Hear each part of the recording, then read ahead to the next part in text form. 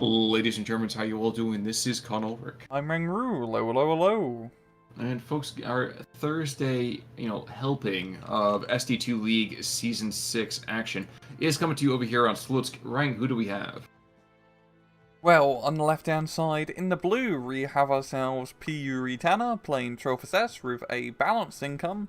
Right-hand side in the red, we have Dark Neutron playing as 2nd American Infantry with a Juggernaut income. Now, looking over here at some of the supply material that we're seeing, especially early on, potential early pack howitzers. I don't know that we're going to see a ton of them immediately. I mean, they certainly are relatively expensive, pieces for what you're going to get. But maybe if we get a total of 9, and judging by the amount of supply trucks, he probably will transition into an artillery kind of style of play here.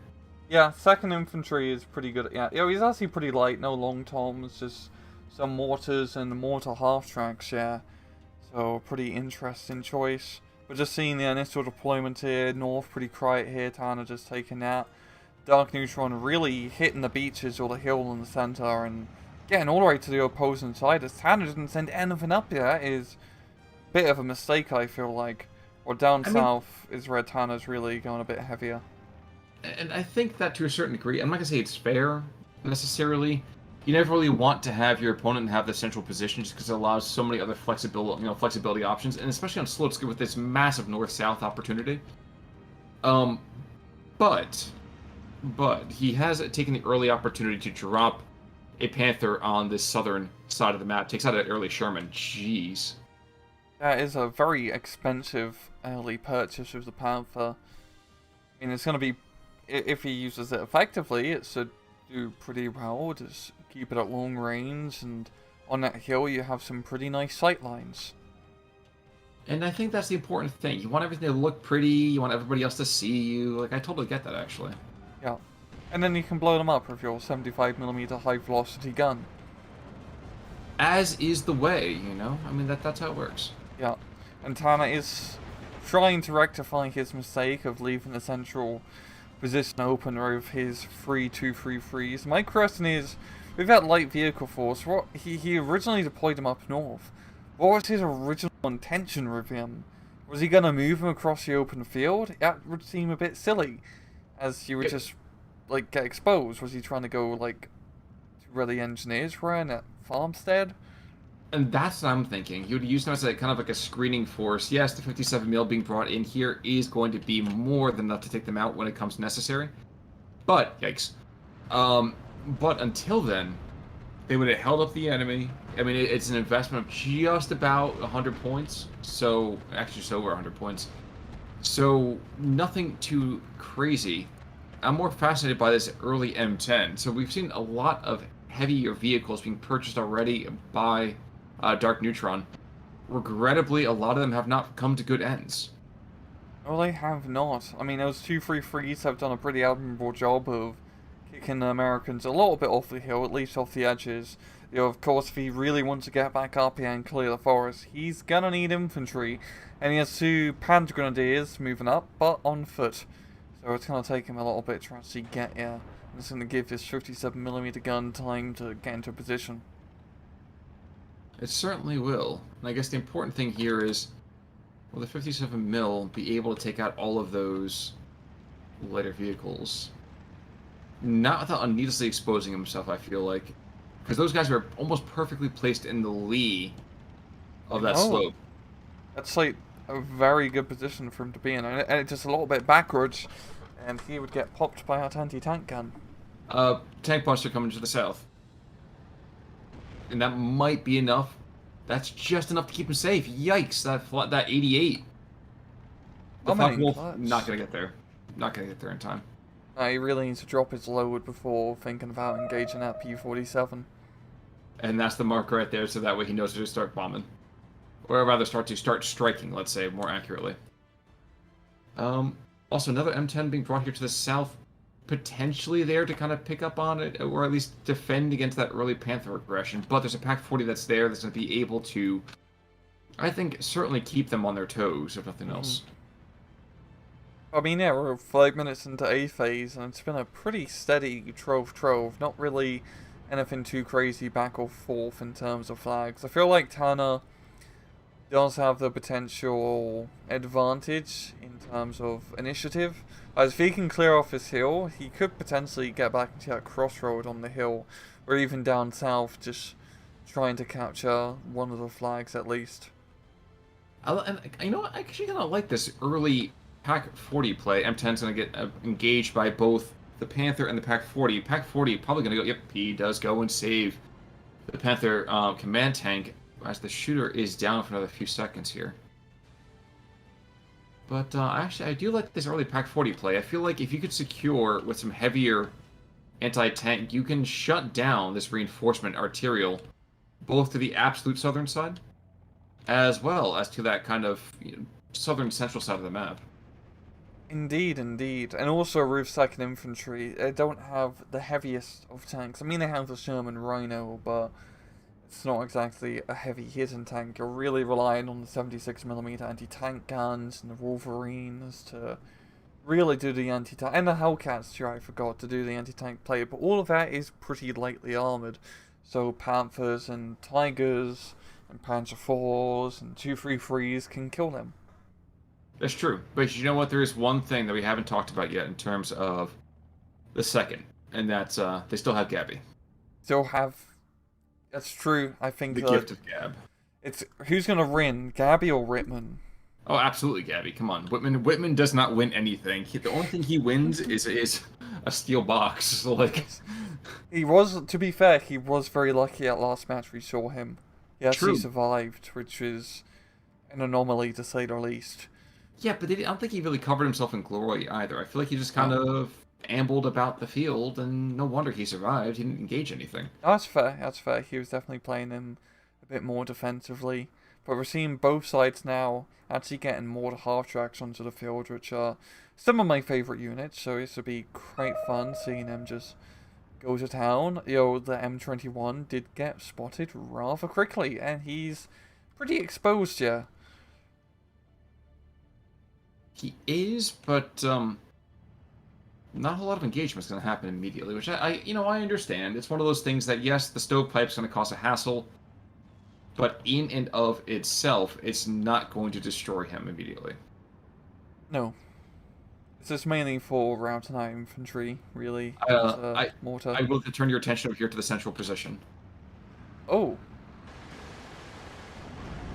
So one of the 233s is going to go down. That bazooka, of course, is going to cause a bit of Sturm und Drang. Takes out 2 of them, so he pays himself really quite well. The question here is, can that last one engage the M10 tank destroyer, or will that shut down the entire push? I sincerely don't know which way it's going to go. Very good question indeed.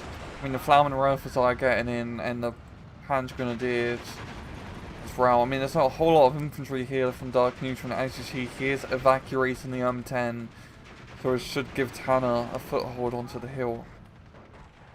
And Death's Head, Pigrens are also really, really strong. Yep. Those 17-year-olds with MG42s are pretty scary. A lot of teen angst. Yeah. I cannot say I really ever kind of stand child soldiers, but this is definitely kind of a scary moment here. Yeah. Yowza. Alright, the 233 is just kind of hanging out. I think he's waiting for the smoke to clear before he tries to engage. Even more so, maybe we're going to see, yep, the Focke-Wulf bit's also going to... Oh, I like this. If the M10 doesn't get destroyed, he's going to be so stressed, the 233 can come in and just kind of blow on him and he's going to surrender. I expected a little bit more surrendering to be happening here, as opposed to... Yeah. No, first shot. There we go. There we go. Not bad. Yeah, that's pretty much going to secure the lip of the hill there for Tanner. Yeah, and that's a horrible position to try to be approaching from the front. P-47 is going to come back in. I don't know if the 88 is going to have range on that in time. Oh, no, wait. Oh, the P-47 just pulled out. Wow. What's the lost line of sight? Entirely possible. Entirely possible. Looking down to the south, we do see a attempted build-up. We're going to see a big push here in just a minute, I'm sure. Sherman flanking on the southern side of this town. I don't think there's really the right defense here to stop them. I think it's going to necessitate either redeployment. Oh, the mortar was going to start firing, but I guess not. There's going to be redeployment, I think, at minimum. Maybe put a Panther or Panzer down over here in the southern town, but that's not going to be enough, I think, with what's there right now to stop any push by Neutron. Mm-hmm. There we go. The mortar coming in effective, yeah, to try and kill that Pack 40 out in the open. And, yeah, it's going to be forcing them to fall back for the time being. By the same token, other mortar is trying to engage, does not really find those LMG Rangers just yet. But we're seeing 57 mils go down too. The northern side of the map is unabashedly blue. It is. He's very close to capturing that run flag if he was to actually put any infantry there, but everyone's always very scared of pushing up north. Down forever, it's a bit of a different story. That's true, but that Focke-Wulf that came in, very, very well placed bomb load there. Infantry is still gonna retreat in disorder. That's not a surprise there. Backed up with the M3A1 half tracks and that one Sherman. I mean, he could definitely use it a bit more infantry, as a lot of him just got bombed to hell and back. He still has a good chance of making a push on this hill. Well, second run. There we go. With half track rush in, this is the perfect time for the half track to rush in. I mean, historically, you know, half tracks were designed to force enemies to surrender. That was their initial intent when they were built in 1927. I don't really know when half tracks were first made. Actually, the first half track wasn't until... Really the 30s. Yeah, it was like 33, 34? Yeah, I don't know, it's either probably... I mean, it's only really two half tracks. It's like the American run and the German run. And the Americans would just give air runs for everybody else. And the Germans just really use jazz. That's true. That's absolutely true. I think people were looking at the Spanish Civil War and they were like, we gotta change this up here, bro. And you know, and sounding like that, they decided to move on before things got too shady too quickly. And I'm trying to figure out, looking at this right here, with the fact that Dark Neutron does have himself a Juggernaut income, is this a once C phase hits, life is good for Neutron? Because I'm looking at the deck from Tanner, and he has almost a 2-to-1 advantage in tanks. Yes, they're not all Rhinos. Rhinos are endangered for a reason. But, still a very, very terrifying setup. Yeah, I really do like this meta, how we are seeing all these sorts of incomes being played. I mean, Balance is arguably the best one to take still, but last replay, both players are playing Maverick. I mean, we're seeing Juggernaut being used now, which is something you wouldn't even think about a year ago in 1v1s. Just a quick diversion up north, the P-47 coming in. Two very close Panzer IVs. Oh, the double kill. Yeah, 233 is one of them. Yeah, 233, my bad. But damn, what an effective striker. Really great stuff. But yeah, the incomes is definitely an interesting decision from Dark Neutron, and he's gonna hurt a little bit in B phase, but against Balanced, a 20-point difference isn't gonna matter too much. It's just, like you said, the tanks kind of get a little bit funky here, and Sluchka's a very tank-centric map. And especially second infantry, not a whole lot of infantry bazookas. No, indeed. Not a whole lot there to speak of. I think I'm actually a little bit nervous for the second, because right now, those bombs have been not enough to switch the entire momentum on their own, but still quite scary. Yeah. Mortar half-tracks doubly so. And if we're going later and later into here, we got Hummels, we have Verbovins, so, the limited second Indian head kind of attacks aren't going to be able to be developed as easily. Mm-hmm. Yeah, Hummel is definitely going to be a rather huge pain in the ass. I mean, not having any of the heavy artillery here for Dark Neutron. But second infantry has really good amounts of 105s, as well as the long toms can prove to be rather useful. Which is another just weird thing about this meta, where you do want to have heavy artillery guns. Just a complete change of pace from last year. We are going to see, at long last, that Dark Neutron has realized that he does, in fact, fight on more than just one front. Engaging with a couple of Hellcats to the north, but these Focke-Wulfs here in the meantime, devastating the front lines. Truly devastating the front lines. Yeah, really good hits. I mean, there's no anti-air up north. I mean, that run both forces, yeah, but he isn't deployed yet. But I'm curious to see how his Hellcats will play out. As large open fields, it's actually a pretty good area for them. They can run around easy peasy and get good flanks, as we're seeing right now. They can get good flanks, but I feel like if the Panzers move back even just a little bit, the Hellcats are not going to be able to engage particularly well. There is a push in the south. We can actually see a half-track backing up some infantry here. The Sherman, in fact, too.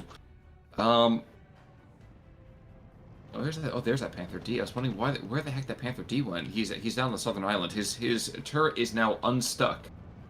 So good for him. He went to go see a doctor about that, and his wife is now very happy again with him. Especially with that extended gun.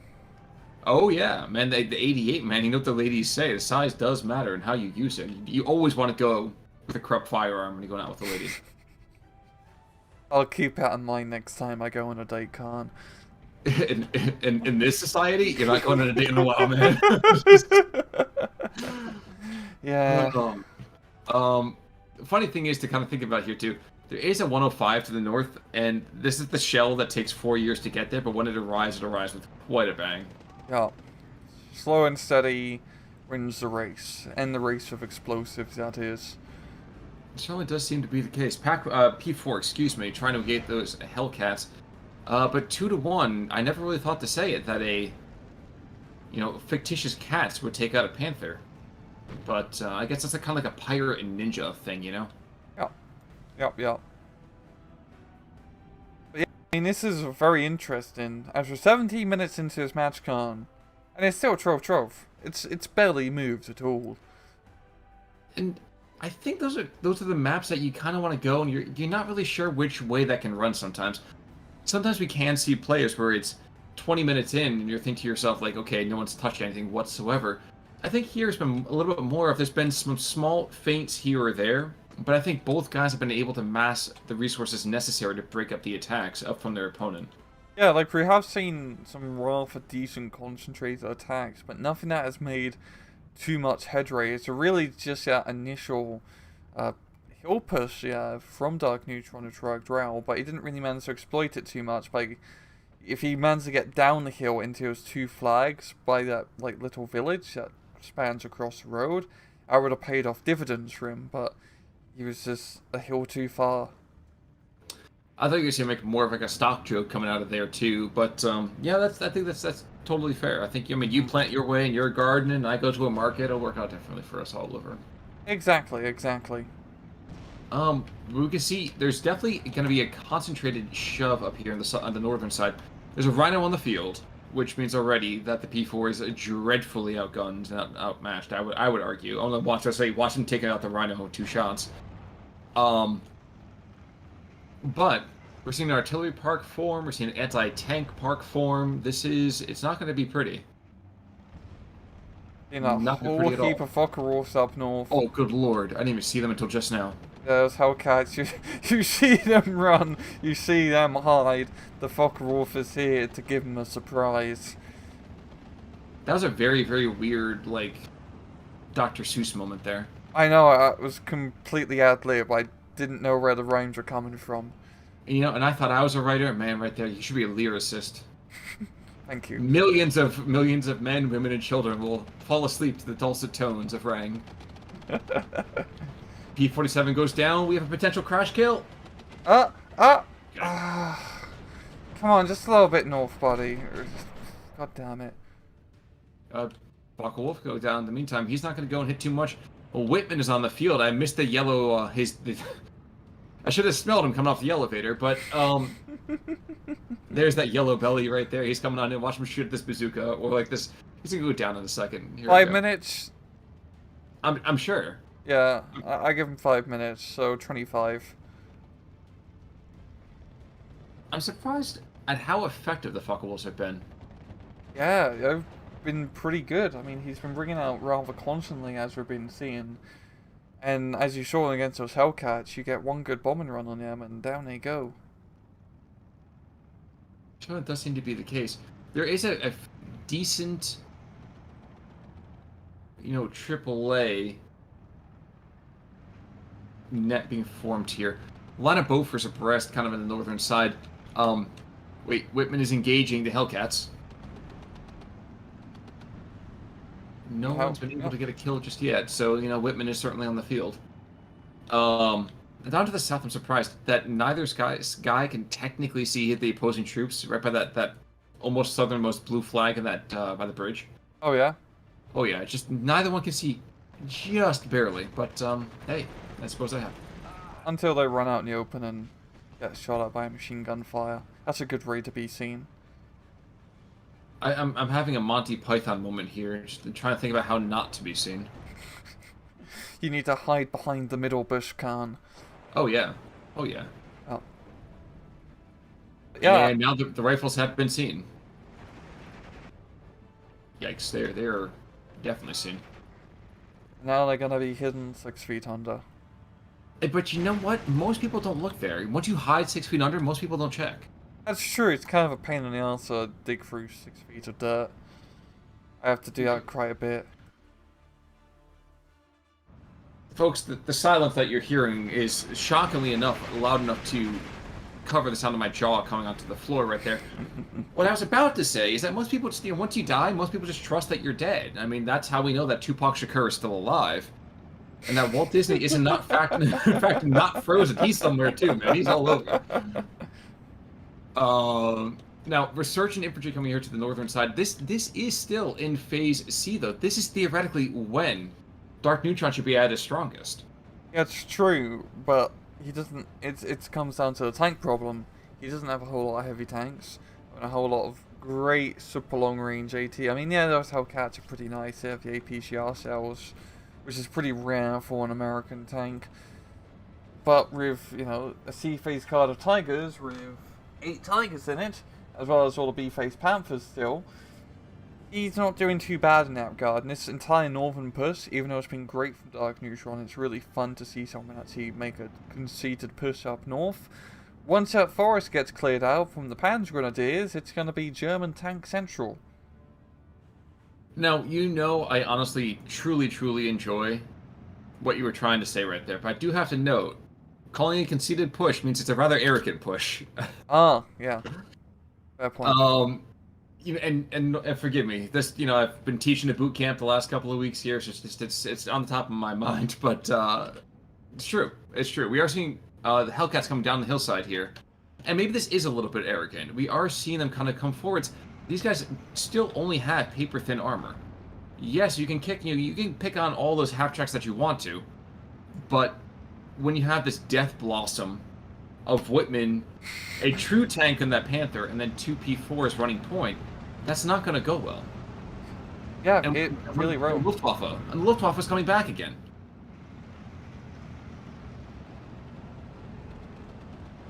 Maybe at least one bomb off, one series of bombs, probably at least one vehicle. Oh no. Oh. Wait, one did go down. One got strafed to death. Right behind the artillery commander. But.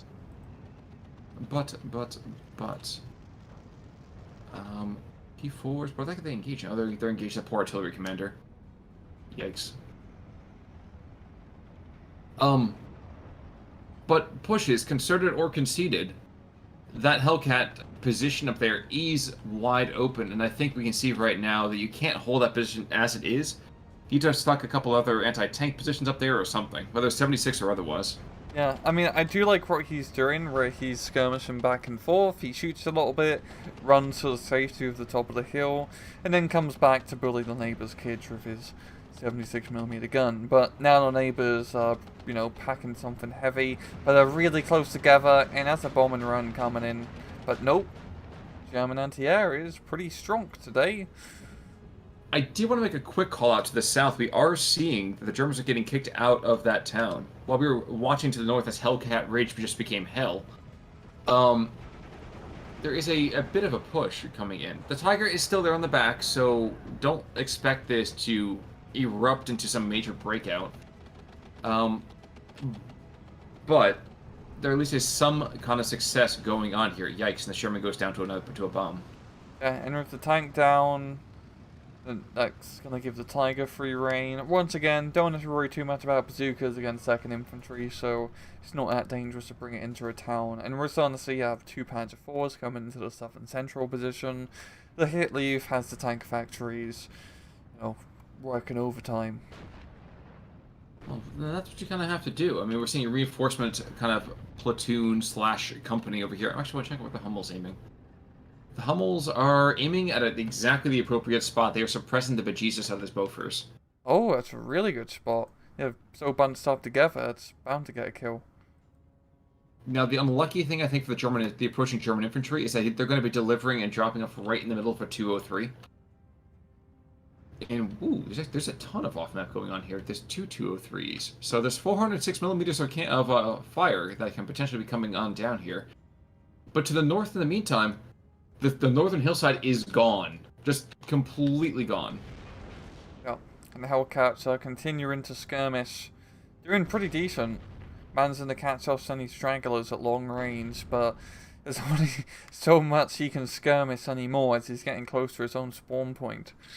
I think what he's trying to do is he's trying to just hunker back in the corner and just kind of wait for the AI to just frontally attack him, so he can just, skirmishing is true, but that was a Total War reference. I fell flat on its face. Oh no, I know what you mean. You get like you play the Macedon campaign in Rome 2. You go through the personal.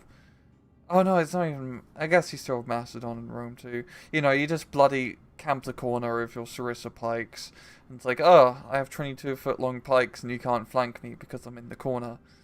Exactly. Oh no, you brought archers.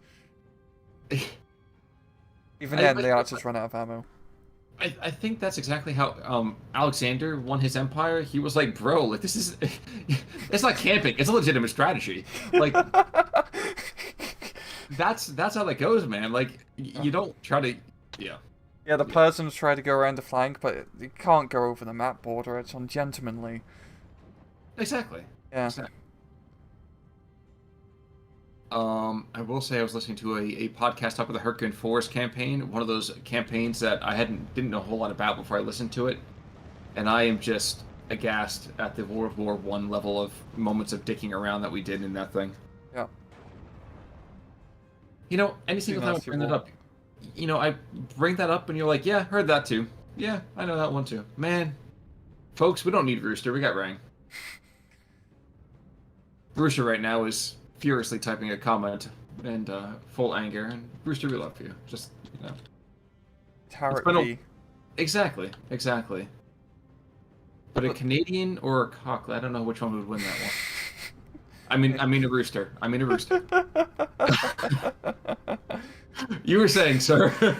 So it's a 13-11 now for Dark Neutron for a bit, but we ever seen the flag in the farmstead tipping over, and I feel like, yeah, Tanner's getting the +1 now.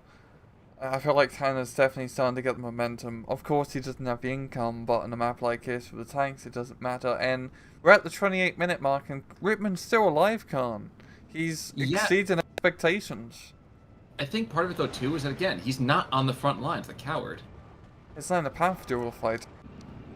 And the Panther is doing all the fighting. He's picking off a couple of Hellcats here or there. There's just a couple of M10s to the north, and that's it. Yeah, it's rather, like, unfair. You know, the Panther's a Mark 5 tank, and the Tiger's a Mark 6. You know, you think you get the Mark 6 nearer and better on the field, of course.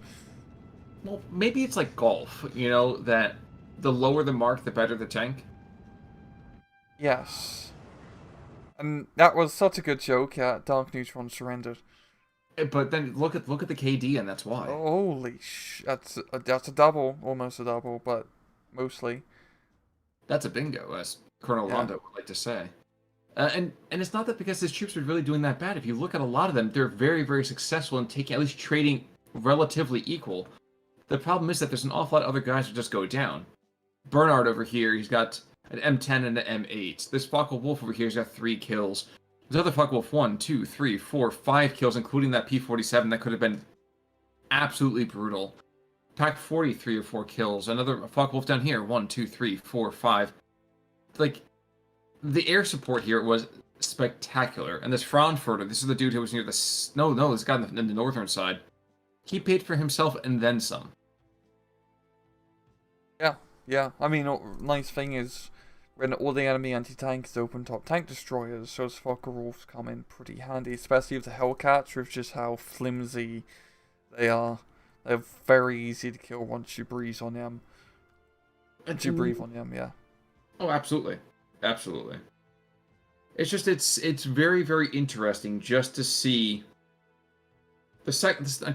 I don't know. I'm trying to wrap my head around the decision to bring the second Indian head in. Yeah. It's a good division. Like, we've seen it. It's definitely top tier, that's for sure. I feel like getting more heavier artillery would have helped out. Like the 105s and long toms, and probably focusing a little bit more down south in that hill area, like the southern flank, like on the hill, because if you can completely capture that, it's very hard to take back. But I did like that central push on the hill. That worked out well for the most part. If he could have made it downhill, better. But that was a good divergence for the first 10 minutes or so, for Santana to really focus in that spot. And you know what? And that's fair. That's absolutely fair. Methinketh I have been a little bit too harsh here, but that's alright. So, any other thoughts then, sir? Oh, just another nice replay to end off this week's Steel Division 2 cast. Indeed. Well, folks, until next time then, I'm Conalwork. I'm Rangru. Take it easy.